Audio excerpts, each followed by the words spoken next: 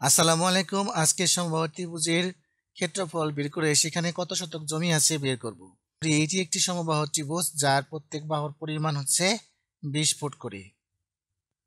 আমরা জানি সমবাহু ত্রিভুজের ক্ষেত্রফল সূত্র হচ্ছে ক্ষেত্রফল সমান √3/4 ইন্টু a স্কোয়ার।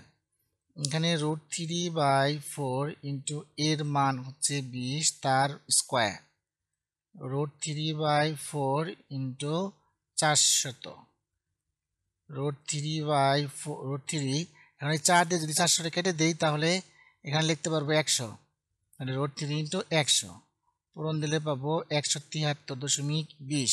এই 173.20কে আবার ভাগ দেব 435.6 দ্বারা। আমরা এখানে পাবো 0.039 শতক জমি।